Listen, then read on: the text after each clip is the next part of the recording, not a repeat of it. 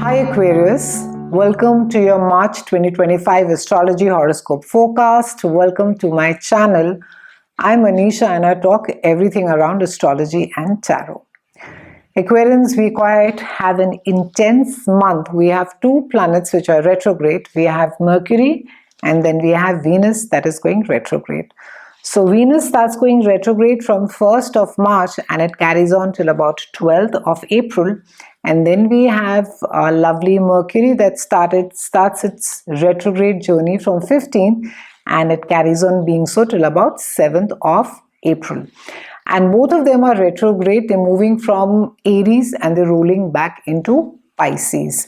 Now the entire issues or areas that will get amplified for you are going to be around relationship reassessment, financial reflections, communication delays, and inner transformation. So use this entire transit, this retrograde energy to revisit past themes, clear misunderstandings, avoid impulsive decisions, and also avoid major commitments as far as love is concerned, as far as finances are concerned, and travel is concerned, and embrace self-growth during this intense retrograde period. The generic advice during Mercury retrograde stays the same. Communication, travel, technology, and decision making needs to be put on hold. Not a good time to be moving ahead. Fabulous time to be reassessing all these things. Remember to take a backup of your laptop, of your phone. You could expect some technical glitches, and also travel could be fairly chaotic during this time. House that is being impacted is your siblings' house. This is also your house of communication, the neighborhood where you stay. For those of you, and I encourage you to watch the annual videos in which I've spoken at length on the slow moving planets which will be there for a longer duration. We have Neptune, which is going to be there for almost close to 13 years, 12 to 13 years. And we have Saturn, which is going to be there, same in the house of communication for the next 3 odd years. So a lot of focus, almost 4 planets currently in the month of March and mid-April are going to be there, which are going to be putting a stress on this. So be careful as far as misunderstandings are there where your siblings are concerned. Have the intention to clarify, avoid creating friction also as far as neighbors are concerned. Try to clear misunderstandings as and when that they arise. Also, it's a time where some of you could be revisiting old conversations, emails, or messages. There could be some old issues with siblings which could just come by, or even with neighbors or the community where you stay that could just sort of, crop up again. The best way to do is not to have misunderstandings, stay gentle and ease them out.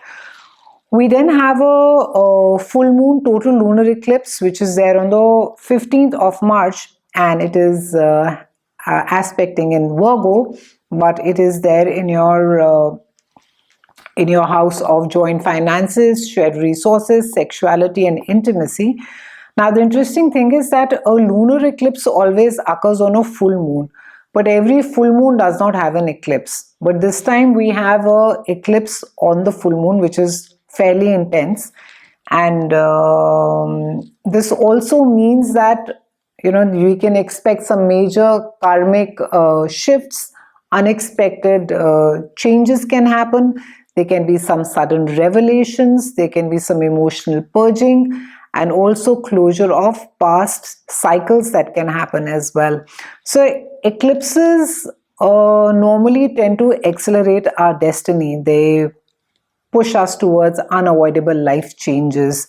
So for you, because this is aspecting your house of joint finances, resources, and it is in the house of Virgo, which speaks about health, well-being, service, it can be that there is some change that comes into your partner. This is also the house of your partner's earning.